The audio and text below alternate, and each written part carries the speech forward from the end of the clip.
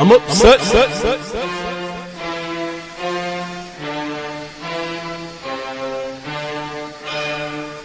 Committed.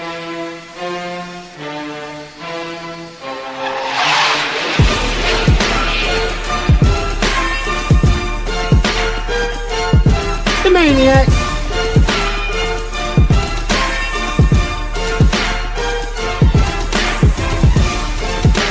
Good evening, good people. It is I, the Maze Madman.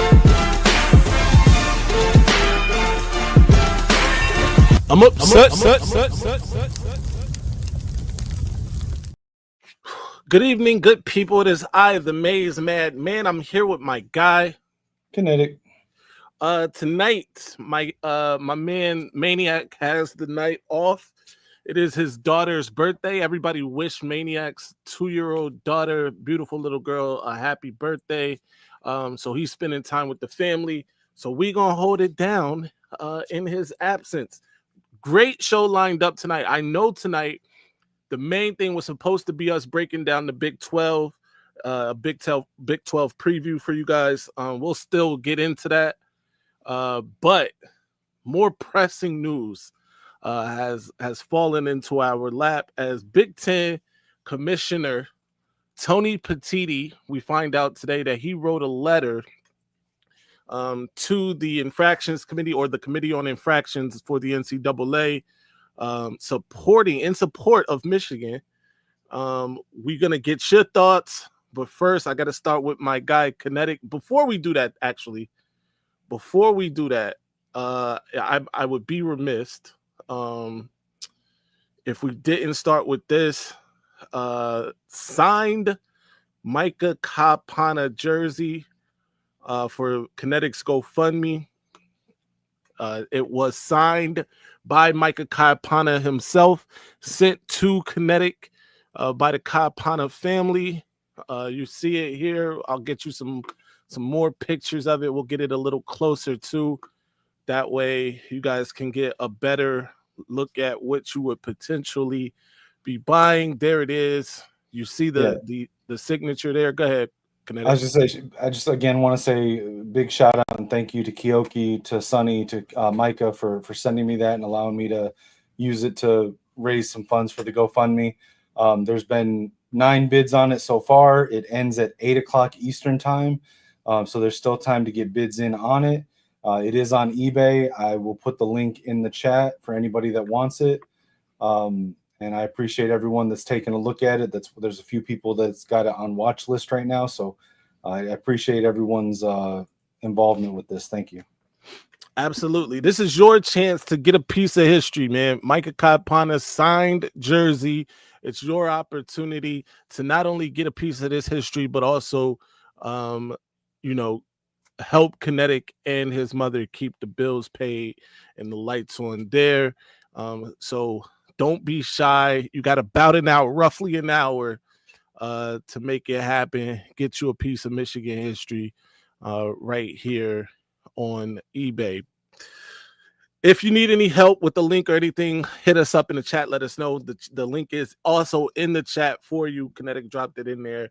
We'll be dropping it periodically throughout the night. That said, Kinetic, bigger fish to fry in terms of this Tony Petiti news. First of all, let me start here. Was this something you expected? Did you expect Tony Petiti, the commissioner of the Big Ten, to ever do something like this in support of Michigan as it pertains to this advanced scouting scandal? Yes and no.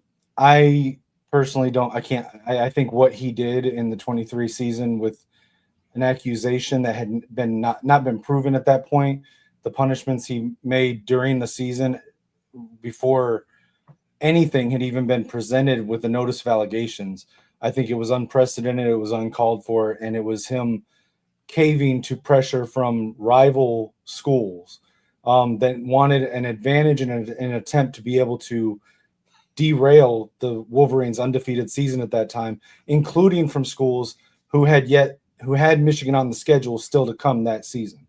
I think it was spineless. I think it was ridiculous for him to do that. Right. So from that angle, No, I never expected him to try to defend Michigan. However, he's a conference commissioner. His supposed first interest is supposed to be to protect the conference and the schools that are in it. Right. And any severe punishment, if they were talking bowl bans or vacated wins or anything like that, that does nothing but hurt the Big Ten as a conference. But then also with the current ongoing negotiations where they're trying to take and brandish power as far as the changing landscape of the playoffs, the number of seeding, or automatic bids that the conferences get. All of that is a power play, and Right. anything that hurts the conference hurts that.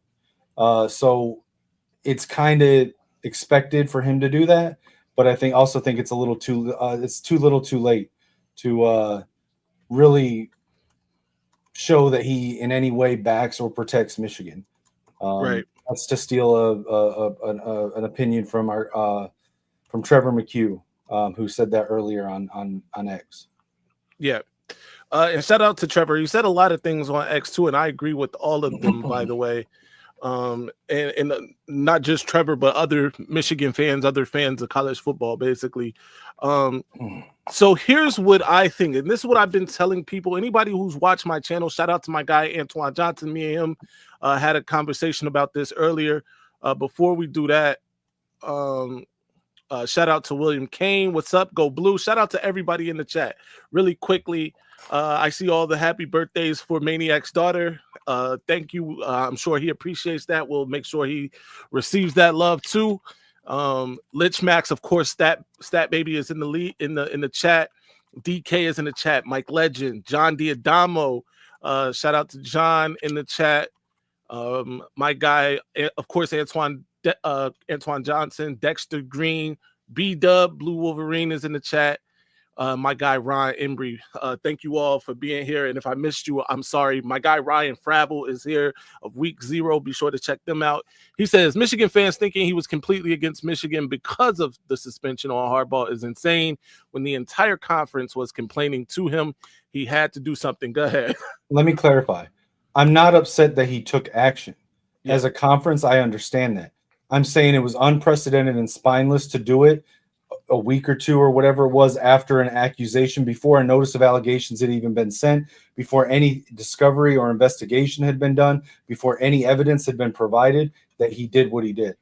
If he did that after the notice of allegations, if he took action after evidence had been provided, or the NCAA came out with their punishments, and then the Big Ten gave their own with it, I wouldn't have as much of a problem with it. It was the unprecedented punishing somebody based on an accusation with no investigation or notice of allegations having been sent at that point during the middle of a season, being pressured by upcoming opponents of that team. Let me ask you a question. Just to play devil's advocate here, and Buckeye Battle Cry, we'll get to your comment in just a second. Just to play devil's advocate, let me ask you a question. You're the commissioner of the Big Ten. Your other member institutions, right? Because it's not just Michigan in this conference. There are 1,000 other programs in the conference now. It's just the big conference, no longer the Big Ten. You're getting pressure from the athletic directors and coaches of the other member institutions in your conference to take action, right? And yes, the NCAA hasn't given an NOI, and all these other things haven't necessarily happened. Do you think that in the same position you wouldn't have done the same or something similar? No, I absolutely believe that I would have done it differently, because I would have handled it. And now I'm not in that position, but I would have said, listen, I'm going to afford them the same protection that I would give all of you. What we have right now is an accusation. The NCAA has not provided any notice of allegations yet. I'm going to let that play out, and I will adjudicate a punishment if I believe one needs to be, once all of that has been presented. But to do it in the fashion that they did it, I don't feel like that was right. And especially, like I said, to succumb to pressure from schools that have yet to play that team. they're effectively asking you to do something to give them an advantage in an upcoming game that season. And I don't think that that's right. And as the commissioner, I would say I wouldn't do this to you. I'm not going to do that to them. Okay. Absolutely. You know, that is a valid argument. I can see it.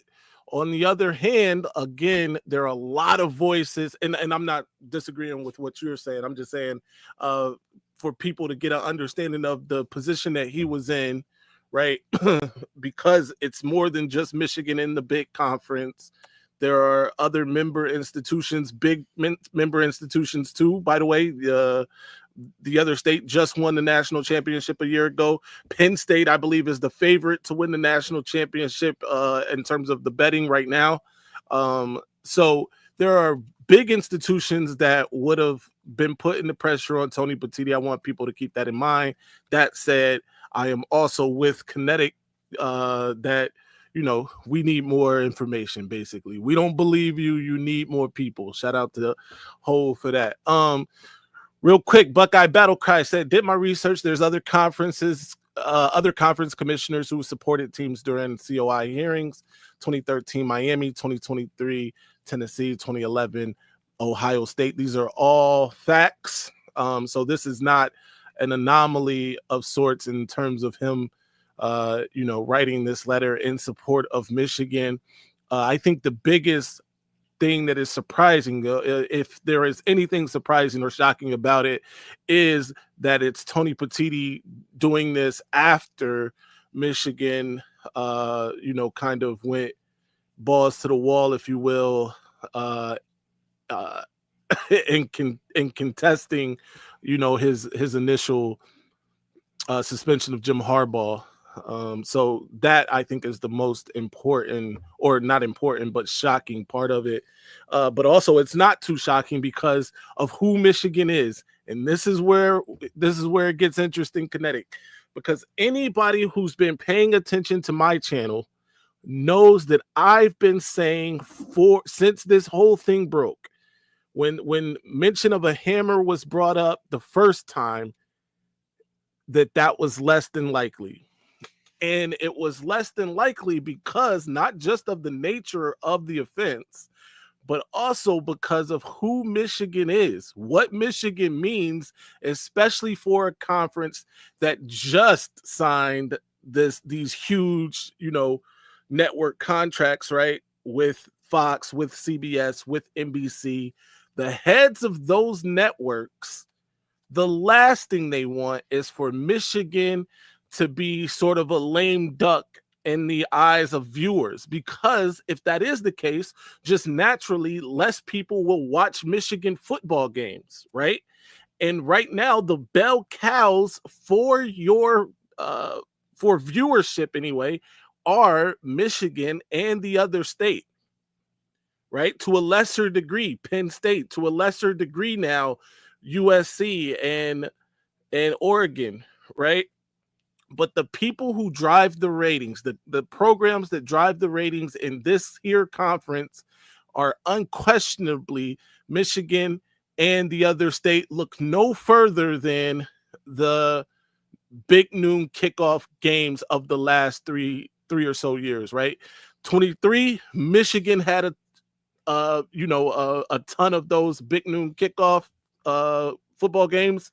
Last year, the other state and their fans cried about having noon kickoffs. They're crying about it again, coming off of the national championship. So that is the indication. That's all the indication you need in terms of following the money to what Michigan's punishment or potential punishment will be. Michigan is unlike just about any other program that was named, even with Buckeye Battle Cry brought up. Miami does not move the needle in terms of ratings, TV ratings. Tennessee, maybe a little bit, especially in the South, they move the needle, but not to the degree of Michigan nationwide, right? What was the other team in there, Kinetic, if you remember it offhand? The other state. The other state, though, moves the needle, right? So even when they had to forfeit that season, which, you know, if we're being fair, they played ineligible players, right? The punishment probably could have been worse than it was, but also it was at a different time. It was at a different point in time, especially with as TV contracts are concerned, things were different. Kinetic, what do you think? I mean, yeah. So I mean, with the all the money that's involved, I mean, they're probably going to get pressure from the TV networks, from Fox, because they want their, you know, the big money schools to be on TV as much as possible. The being able to be in the championship games and the postseason, that's just money for everybody involved. So that is going to be a thing. Michigan, Ohio State, Penn State, Oregon, USC now, maybe Washington are probably like the flag carrying money programs in the conference. I think it would go a little bit differently if you were talking about schools like Illinois or Indiana, you know, because they're not going to get as much pressure to keep them as a viable TV property, or Right. not property, but I can't think of the word I'm looking for right now. But yeah, I mean, they're not going to let anything like that happen. And the thing with listen, I've said all along, for anybody that's known me, I didn't think at the time that I thought it was a big deal being blown out of proportion with the Ohio State, with the tattoos and them trading their own merchandise for whatever. I thought it was stupid.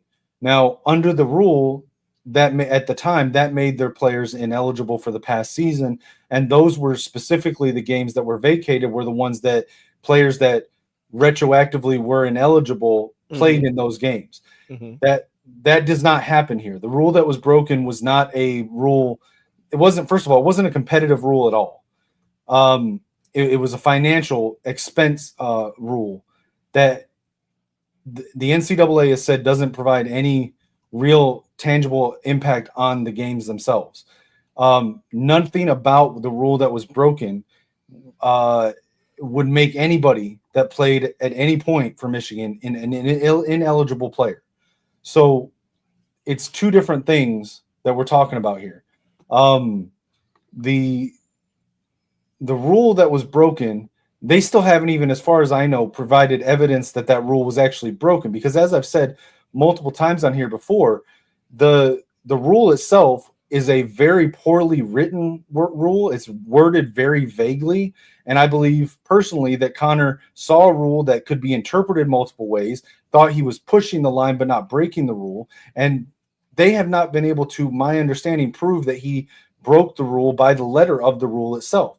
A lot of the infractions and the or whatever you call them, the violations that they've cited in the notice were other things that they found through the investigation, which were minor recruiting violations, stuff like that, that literally every school does. Go look at the self-reported violations every single year from every school across the country, it seems like, or every couple of years from every school, and you'll see the same violations done by almost every team. That's what we're actually going to get punished for, and maybe the failure to cooperate. But there's nothing that made anybody ineligible to be punished in that same manner. Real quick, to answer the question in the chat, this shirt I got from a local sportswear store in Mount Pleasant. I don't remember the name of it, but it's a local family-owned business. No doubt. Seth Scott says, after what Weenie said in his letter to the NCAA, why suspend Moore any further? And two, how could he be punished more if the former head coach was punished? How could they punish Moore any further? What's your thoughts on that, Kinetic? So on one hand, I agree. If your argument is that the buck stops with the head coach, then you punish the head coach. Give him a 10-year show cause if you want. Do whatever it is that you can do to that person. To my knowledge, there has not been anything that has been brought forth or put forth that shows that Chiron Moore had anything to do with the rule that Connor Stallions broke or supposedly broke.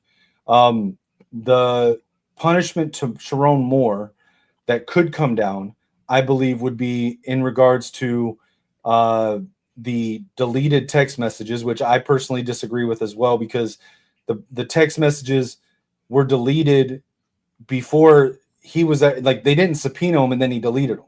Like, he deleted them when he stopped associating with Connor Stallions, probably out of anger, frustration, and nothing's ever truly deleted. So when they asked for them, they were recovered and then turned over to the NCAA.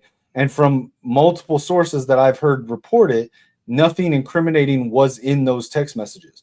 But they're supposedly they're calling that whatever they call it, like not cooperating, right? Mm-hmm. And because he was obstruction, basically, and because he was part of the whole cheeseburger thing with, I don't know, like the thing with the iPad and the kid working out on the iPad or whatever during the dead period,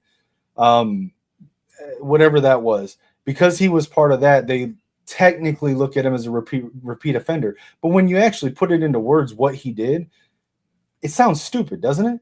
So, like, I think that the self-imposed suspension of Chiron Moore, which, let's be clear, they haven't actually done yet. All we've heard is that they were expected to do it, to give him that 2-game suspension. They have not actually given him that suspension yet. That was in expectation of the punishment coming from the NCAA regarding what I just went over. So the university has basically suggested Chiron Moore be suspended 2 games, right? That's self-imposed, and it's not, it's not official yet. I still don't believe, right? It's not. That's just what they've suggested or whatever, right? The 2 games 3 and 4, right? And I said back at the time, I think this is them saying, hey, we're willing to do this to, hey, come to the table. We're willing to talk. Let's figure something out. But they, like I said at the time, if the NCAA isn't willing to come to the table and, work with them, they can always say, you know what, fine, we're not going to suspend him. And, we'll just fight whatever you bring at us. Chris Carter said, they still could do people that. Delete texts every day. Yeah. Well, and that's the point that I made on the show right after this all came out. How many of us have had a fallout with a friend or an ex-girlfriend or whatever, and that day, like in the heat of the moment right afterwards, we go through and delete their messages, we go through and delete their pictures off our Facebook or whatever. Like, I think that's what happened with Chiron Moore. Like, all this broke and he just like got upset and frustrated and said, I'm not going to talk to him anymore. Deleted the stuff. All right. But like Antoine said in the chat, it's not obstruction if they ask for them and you turn them over, which is what happened. Okay, well, that is, I would agree with that part, right? Obstruction would be you deleted them, we can't get them, we can't recover them, right? Then you obstructed something, right? Then you, right? But the fact that we were able to recover them. Now, granted, the argument is that Chiron deleted them, he didn't necessarily recover them. The NCAA recovered them with his information, with his phone and information. Right, but he turned the phone over to him immediately when they asked. Listen, that all of that semantics, I'm not going to deep dive into that, but sure, right? I whatever. What I will say is to the point you made about, you have a breakup or get mad at your best friend, whatever, you delete the text messages. I feel like even that is a little different, right? There's emotional connection there, and I'm not saying he wasn't friends with Connor. In fact, by all the accounts, they were friendly, right? Well, friendly coworkers, yeah. Exactly, they were friendly coworkers. But I feel like deleting the text messages and stuff like that, that's more of an emotional thing. And I'm not saying it's impossible that he saw that and was like, oh man, I hate this guy, let me delete the text messages, but not nefariously, but because he just didn't want any connection with Connor Stallion. That's fine. And who am I to say that that's not what happened? I am here though to say that when the news broke and he deleted the text messages, that does look I understand why the NCAA raised an eyebrow too. For as much as we want to say we understand deleting the text messages and not wanting to be connected to it, I can also understand the other side. That's I would understand the other side if once they recovered them, there was something incriminating in him. Because then it was like, okay, and to be deleted these to get rid fair, of all this. we have is our reports about Correct. what allegedly was in there. So we Correct. don't know what was in there. We only have these reports of what was allegedly in there. But I will give you this, Kinetic. The fact that Tony Petiti is here saying there should be no further punishment leads me to believe that he knows what was in there, right? And that it was nothing. There's that. Talk to us in the comment section. What do you guys think? What do you think the punishment should be? If there is any punishment, what do you think this letter to the Committee on Infractions means for Michigan? What does it mean for the Big Ten? Talk to us in the comments or the chat. Here we go. Another chance. Kinetic, drop the link. You can have a piece of Michigan history. Micah Kapana signed jersey delivered, sent directly to Kinetic here to help him raise money for his GoFundMe. You can have a piece of this history. All you have to do is bid on it. You have exactly 33 minutes and 15 seconds and counting to do so. Get on it. All right, so we got that out the way. This is my opinion, Kinetic. I think Tony wants to be on the right side of history. All right. Tony Petiti probably sees the writing on the wall. Like I said, these networks are involved. And again, as I brought up, he probably is privy to information that, most of us are not, in terms of what was in those text messages, what people knew, if anything, right? And he wants to be on the right side of the history. He understands that maybe he jumped the gun early in 2023 in his suspension of Jim Harbaugh. And now he's trying to rectify that situation for the one true real champion, last real champion in college football, the 15-0 2023 Michigan Wolverines.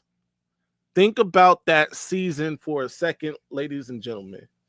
Michigan is coming off of 2 straight trips to the college football playoff. 2 very disappointing first-round losses. The first one, 2021, nobody really expected Michigan to beat that Georgia team. That Georgia team was from another planet. Fine. But 2022, everybody expected Michigan to beat TCU. They had to deal with the heartbreak of not only losing the game, but losing a game that they were heavily favored in, honestly, and not having the opportunity to get that revenge on Georgia. The following year, Georgia drops the ball. Now we still don't get a chance to get our lick back, but we do run the table. We beat Nick Saban in Alabama, effectively retiring the GOAT. We then turn our attention to Washington and what would be Nick Saban's replacement in Alabama, beat him for the first time in the 2024 calendar year, only to turn around and repeat it a year later. But Kinetic, what do you think about Tony wanting to be on the right side of history, and also as it pertains to that magical 2023 season of the Wolverines? I mean, it's possible that that's part of his motivation now, especially if he's seen evidence or lack of evidence to suggest that there's not going to be a whole lot more punished as far as the sign stealing portion of it. Again, I expect a large part of the hammer that comes down will be on other stuff that they found, minor recruiting violations, stuff like that. But honestly, nothing he does now is going to, in my opinion, justify what he did in 2023. Like, none of it. It was so uncalled for, so unprecedented to do it the way he did it that to me, nothing he does or says now is going to change that. Absolutely. Really quickly, major announcement. In the time that I had, if anybody who follows the channel knows, I said there's an exclusive interview with Michigan freshman linebacker Nathaniel Owusu-Boateng, right? We had that scheduled for 8:00. I spoke to Nathaniel earlier in the day. We had to reschedule that to Saturday. I spoke to Nathaniel again right before Kinetic and I went live. It's back on for 8:00. So after Eminem, episode 44 of Eminem Monday, keep it locked because Nathaniel Owusu Boateng will be live right here for an exclusive Bluetooth interview. I just want y'all to know that. And with that said, y'all got 29 minutes to bid on a piece of Michigan history. This signed Micah Kaipana jersey. Go ahead, Kinetic. You can get a signed jersey from a great young player on the team currently right now. It was sent directly to me from Keoki, from Micah, from Sonny for this. And at the same time that you're purchasing that jersey, you're giving to a cause to help my mother and I, who, if you look at the GoFundMe link, it details everything that we're going through right now with our medical issues, with me not being cleared to work, waiting for major surgeries, trying to get disability.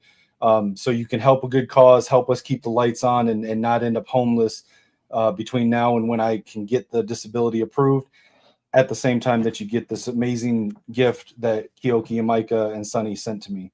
I can't express enough gratitude to the Kaipana family for that. So, and thank you to everyone that's donated, everyone that will continue to donate, even consider or look at the GoFundMe or to bid on this. I appreciate every part of it. Thank you. Absolutely. I've got something here that would be kind of interesting to go over if you want. Let's do it. It's just a quick little thing here. So let me get it up on screen. Make sure this is the right one. Yeah. So Fox put out their best ever in college football to wear numbers 1 through 5, and then there's another one 6 through 10. And look who they put on there for numbers 1 and 2. This is amazing. I want to the number 2, by the way, is the most I won't say funny, but it was probably because you also know who wore number 2 at Florida State. Right. Right. Deion Sanders wore number 2 at Florida State. Charles Woodson wearing number 2 at Michigan was a much bigger deal. No disrespect to Deion Sanders. Charles Woodson was the best college football player in the year of 1997 or 8, whenever he won the Heisman. And it was different, even than Deion Sanders. Cam Newton also wore that number 2. That's fair. That's a big one. So, Cam Newton also won the Heisman. So you may not be able to see it, but underneath each one, there's a couple honorable mentions. Okay. So for number 1, we got Anthony Carter's, who they put on there. We see it, yeah. Honorable mentions, it's got listed Larry Fitzgerald, Percy Harvin, and Kyler Murray. Yeah. For number 2, we got Charles Woodson, but then honorable mentions, it says Cam Newton, Deion Sanders, and Johnny Manziel. Also good. Those are 3 very good names. Number 3, we've got Keyshawn Johnson. Honorable mentions, it says Carson Palmer and Joe Montana. So it's interesting that they put Keyshawn Johnson above Joe Montana. Keyshawn Johnson at USC was better than Joe Montana at Notre Dame. I will concede that. Keyshawn Johnson, I believe the last he went number 1 as a wide receiver. That's how good he was at USC. But go ahead. Number 4, they got Deshaun Watson. The honorable mentions are Brett Favre, Terrence Newman, and Champ Bailey. Terrence Newman was a good football player at Kansas State. Yep. He was very good. Number 5, obviously Reggie Bush here. Honorable mentions, they've got Paul, I can never say his name right, Hornung? Yeah, it's Hornung. Darren McFadden and Jameis Winston. Jameis Winston. But Reggie Bush would get the nod for me too. Darren McFadden was very good at Arkansas. And then here's we got more. 10. Let's do it. Yeah, this is 6 through 10. So number 6, they got Baker Mayfield. And they've got honorable mentions Robbie Bosco and Devontae Smith. All right, hold on. Let's stop right there real quick. Okay. Devontae Smith or Baker Mayfield, chat, talk to us. Let us know. All right, go ahead. Number 7, we got Danny Werfel from Florida. Honorable mentions Eric Crouch, John Elway, and Michael Vick. This one's disrespectful. I'm gonna be real with you. Danny Werfel might be the worst of these 7s. This is at peak what's my man? What he used to call himself? The old ball coach there at Florida, Spurrier, peak Spurrier. But Eric Crouch was a problem at Nebraska. Yep. John Elway wasn't he like the can't miss prospect? Right? And then Michael Vick at Virginia Tech. Nothing ridiculous. needs to be said. Right. And then it's got number 8. They got Davey O'Brien from 1935 we got to a very 38. special guest, Kinetic. We got to bring him on. Gotcha. Shout out to my guy Marcus of Back of the Bus. He's also what's the other podcast you do, Marcus? We're on House Divided on House the Divided football side, yes, sir. And in fact, I'm a member of House Divided. How could I not? Right? That guy. Have you been watching these rankings right here? Yes. Have you seen this? I have not. All right. So Fox, go ahead, Kinetic, explain it. So basically, they put out numbers 1 through 10. They put out Fox for college football specifically, the best players in history to wear that jersey number. And they've got number 1. They've got each one. They've got the person they think is the best, and they've got some honorable mentions. So real quickly to run through what we've gone through so far to catch you up. Number 1, Anthony Carter. Honorable mentions: Larry Fitzgerald, Percy Harvin, Kyler Murray. Number 2, Charles Woodson. Honorable mentions: Cam Newton, Deion Sanders, Johnny Manziel. Number 3, Keyshawn Johnson. Honorable mentions: Carson Palmer, Joe Montana. Number 4, Deshaun Watson. Honorable mentions: Brett Favre, Terrence Newman, and Champ Bailey. And number 5, we got Reggie Bush with Paul Hornung, Derek McFadden, and Jameis Winston. Then on the next one, we got number 6, Baker Mayfield with honorable mentions: Robbie Bosco and Devontae Smith. Number 7, the one that Mays has a problem with, they got Danny Werfel as the best to wear number 7 over Eric Crouch, John Elway, and Michael Vick. This is crazy. It's been a lot of 7s. There's been a lot of He's 7s. the worst of those 7s. Danny Warfield is the best number 7. And number 8, they got quarterback of TCU from 1935 to 1938, Davey O'Brien, over Lamar Jackson and Marcus Mariota. I mean, he's got an award named after him. But he got to get it, Yeah, he got an award named after him. Of course, number 9, they got Joe Burrow. And the only honorable mention here is Steve McNair, Aaron McNair. Okay. And then number 10, they got Vince Young. Honorable mentions: RG3 and Troy Smith. I was about to say, got to be Troy Smith in there somewhere. Yeah, I mean, I guess you got to get out when the Vince Young too. RG3. I think Troy Smith also won a Heisman, right? All of those guys are Heisman winners. No, Bush won the year that Vince was supposed to have won the Heisman. Oh, you're right. You're right. I think Vince was just so electric. Vince is the only one of those guys who didn't win a Heisman. Didn't win it out of him and Leinart and Reggie Bush and all of them. Yeah. But Vince won a natty, right? Vince won the natty that year that Reggie Bush won the Heisman. Right. Matt Leinart won it the year before. Yep. Yeah. RG3, I mean, he was unreal at Baylor that year. Troy Smith obviously won a national championship too. RG3 did not win a national championship, though. That knocks him down. But yeah, I mean, outside of Danny Werfel, and I get it, G Boulder, shout out to G. He said Werfel won the Heisman. Well, and it does look like that he won the Heisman and a natty, both. So. That's fair. Okay. That's fair. I just think of those. John Elway, by the way, is supposed to be like the most can't miss quarterback prospect of all time. Yeah. And then Michael Vick at Virginia Tech, like I said, was just playing a video game with everybody else. So I don't know. But Eric Crouch also was him at Nebraska. Yeah. Yeah. When he a lottery pick too, he went to the Browns, right? No, you're thinking Eric. That's Couch. Couch. That's a difference. That's the quarterback. Okay. I was like, wait, didn't he get drafted? Couch actually went over, like, they picked him number 1 over McNabb. Yeah, okay. And somebody else. They should not have done it, but they did. I'm happy that they gave Steve McNair some props here. It's an honorable mention. Tim Couch, thank you. I lived in Nashville when the Titans came to town and had Steve McNair at quarterback. Right. He was an absolute joy to watch in the pros, man. Yeah, and it sucks the way he. I remember when he was murdered. Wow. Yeah, that was a crazy time. If anyone doesn't know what I'm talking about, Netflix has a documentary on Steve McNair and his death. I watched it. Actually, yeah, it's a good watch. Johnny Odin Jr. is here as well. All right, Marcus. So we spoke a little bit about Tony Petiti and his letter to the Committee on Infractions. Just to give you a crack at it, what are your thoughts about his about face, if you will? Too little, too late.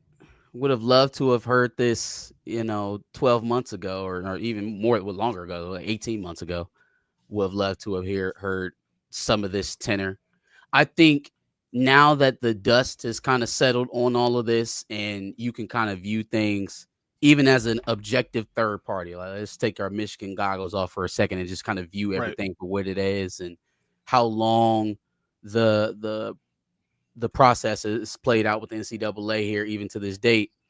I think the more time you put in between the initial breaking of the news during the 2023 season and now, the more reason you can begin to apply to the situation as a whole, right? Like it's one thing to be in the midst of one of the best seasons that Michigan football has ever put together and had this highly contentious rival on the other side. And, there's just a lot of soap opera added to it when it's happening in the middle of the season. Yeah. When you view it all in totality, you have a sign stealing scheme that, while it was more prolific than other sign stealing schemes, it obviously used other avenues to get their information, and that's kind of what's in question right now. It's not unheard of. It's not unseen. It's not something that no one in football has ever seen or heard of before. And so the more you start to pull at that thread, well, okay, how many other teams have sign stealers? Okay, well, everybody has a sign stealer. Okay, right. So how are we monitoring everyone else's sign stealing schemes? I did come out during the season in 2023 and say that player safety was an issue. So now player safety is an issue when Michigan is stealing signs. I'm supposed to close my eyes and hope that it's not happening with any other team in the Big Ten as the commissioner. No. We need to put some distance in between us and that whole conversation, because now it becomes even more legitimate the more you throw fuel on that flame. Like, okay, that starts to go beyond even Michigan. If it's really putting player safety at hand, why have you been allowing it to go on in perpetuity in the conference? Why have you just allowed it to go on, videos or no videos? If stealing signs puts players in danger, why are you allowing it? It's just not a concrete ground to stand on. I thought it was a very hyperbolic argument to use in the moment. I think he's probably come to realize that maybe he got pushed by some interested parties into something that wasn't advantageous for the league. Imagine the SEC. Imagine Lane Kiffin being able to convince Sankey, Greg Sankey, the commissioner of the SEC, hey, suspend Nick Saban for the last 3 games of the season. While he's on has an undefeated record, and we play them in 2 weeks. Are you kidding me? Josh Heupel goes into the commissioner's offices and like, hey, listen, Saban really needs to go. He's putting our players in danger. They're stealing our signs. They have a competitive edge. You need to suspend him. Ignore the fact that we know other signs too. It just they violated a financial rule, so he needs to be suspended. Yeah, it's crazy. So it was never sustainable. The rate at which they were pushing this stuff was never sustainable because the information didn't match it. Right? I did hear a little bit before I hopped in about you guys talking about them not being able to prove to the letter of the law that a rule was broken. Well, when you're trying to use laws that were made back in 1980 to define actions that are happening in 2023, you might run into issues like that. Right? When you're trying to nail somebody by the letter of the law saying, hey, well, you can't advance scout, you can't have any personnel at the games. Okay, cool. So what about non-personnel? Right. Does it define? And that's what I'm saying. It's a vaguely worded, poorly written rule that was designed to protect smaller schools having to be at a disadvantage because they couldn't afford to send people across the country with a $20,000 at the time camera good enough to look at the sideline across the field. And there's nothing you can say to convince me that iPhone footage from row 47 with an untrained person holding it aimed at the sideline across the field is somehow more of a competitive advantage than having a weekly phone call with 3 other teams trading the signs you got last week from an opponent they have in 2 weeks. Yeah, Or paying players under the table when it's against the rules for the last 2 decades. You're not going to convince me that iPhone footage from row 47 at the Purdue game gave them an advantage. No, you're absolutely right, Kinetic. Like, if we're not going to acknowledge that my former opponent of the same season communicating with my future opponent is fair game, then what is this horse shit about videos? Right.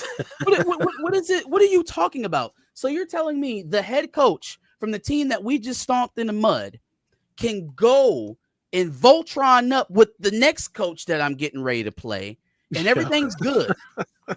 Like, everything's good. But if I like Kinetic said, if my cousin in Wyoming gets a ticket from God knows where, who knows, right? It's college football. People get random gifts all the time, right?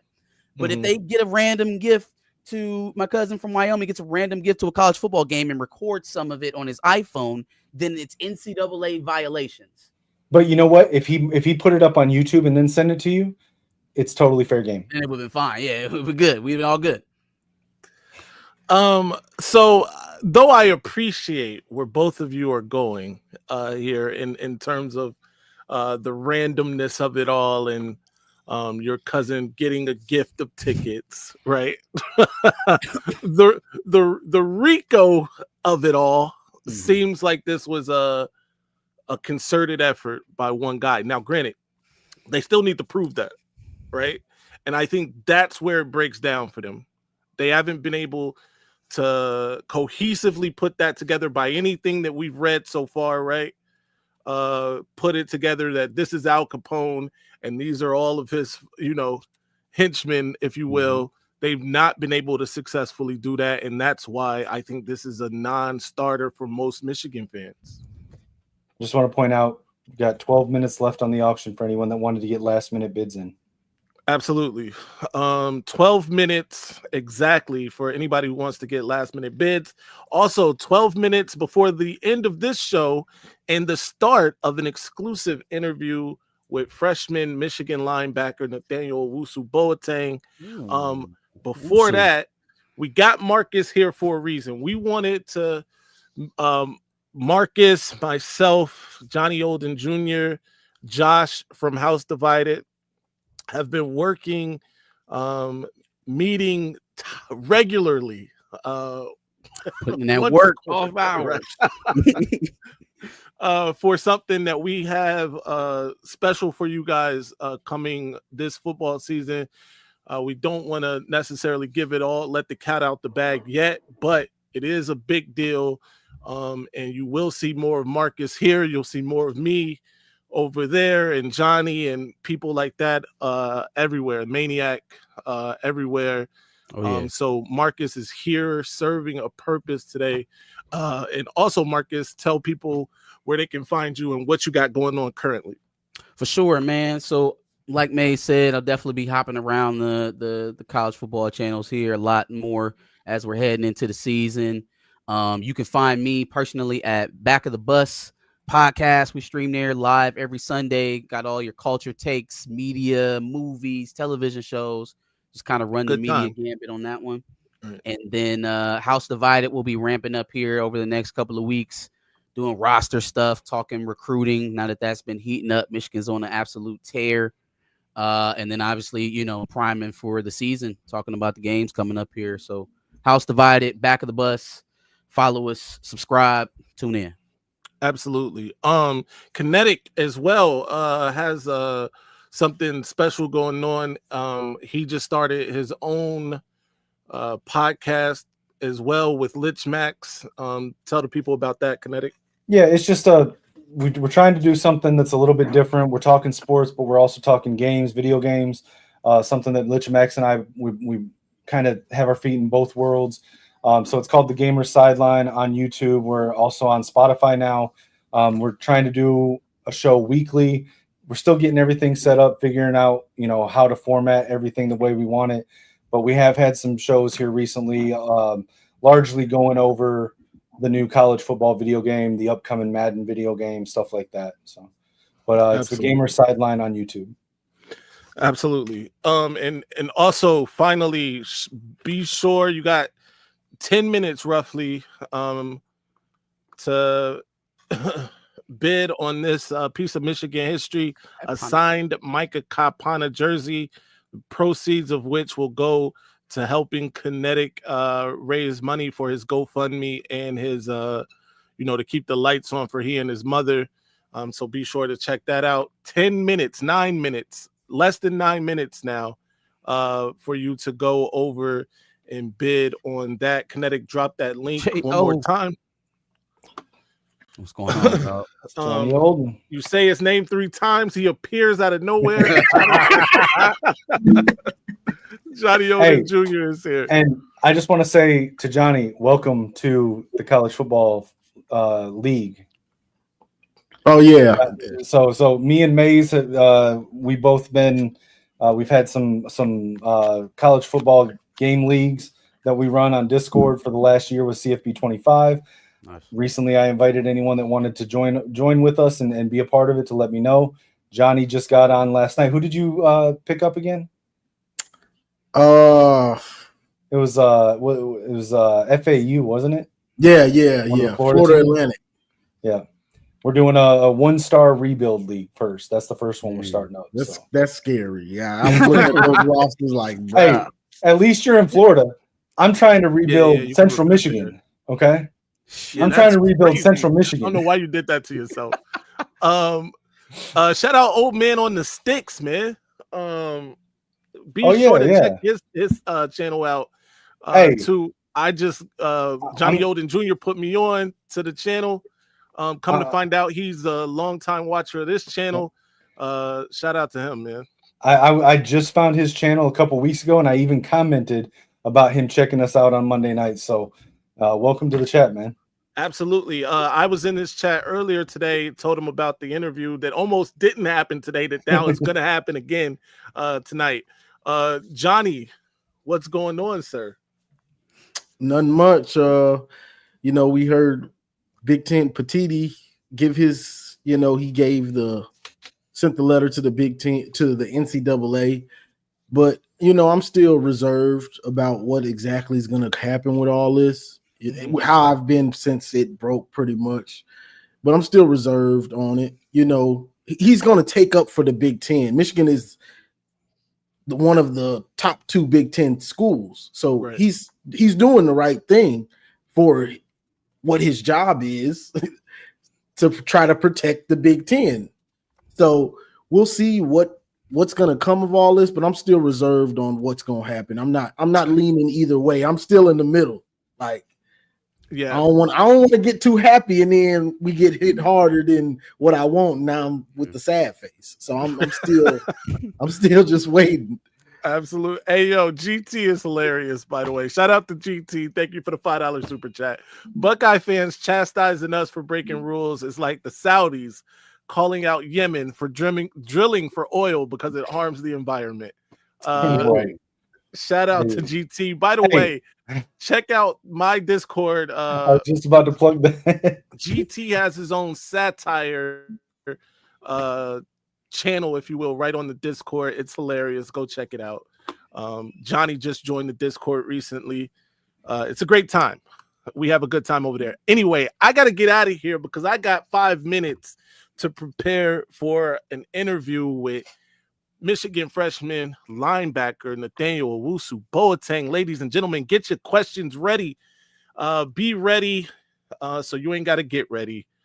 Until next time. Before I get out of here, though, I'm going to let these guys give out their handles one more time. Johnny, where can the people find you? You can find me on Twitter, Johnny Olden Jr., on YouTube, Johnny Olden Jr. Got the show on Thursday, the call-in show, Voice of College Football Michigan, me and TJ Rona cooking. Sunday, the call-in show, which is for anybody, it's a mosh pit, it's the Lions Den, it's the barber shop. And then Saturday, if there's something to talk about, I'll jump on and with Maze or Maniac or Marcus or the podcasters, really, for the most part. Yes, sir. Marcus, one more time, tell the people where they can find you. For sure, man. You can find me at Back of the Bus on YouTube and Twitter. Also, House Divided on YouTube. Follow us there. Stay tuned. Got a lot coming out. Kinetic, of course. Where can people find you? Everywhere at Kinetic 615, every social media platform here on the Maze Madman channel, and now over on the Gamer Sideline. Yes, sir. 4 minutes left for this signed Micah Kaipana jersey. Go over there, get your bid in. We expect that to be $400 in 4 minutes. And again, every dollar that comes from that goes to literally keep gas in the car to get my mom and I to our doctor's appointments and our surgeries. It goes to keep the lights on and everything until I can get through to the disability. So every dollar is appreciated. Thank you, everyone. And again, shout out to the Kaipana family. No doubt. Don't go anywhere though, because I'll be right back. 3 minutes. Nathaniel Wusu Boateng right here, Maze Madman channel. Till next time, you know the slogan. Stay angry, my Ladies and gentlemen, this might be our best season ever. My ratings, they're about to go through the roof. All right, now I'ma calm down. So I just don't get that all that maze and that lock and all that stuff. I just don't get it. So. And how the oh my God, we're shutting the damn live down. Good night, everybody. All right.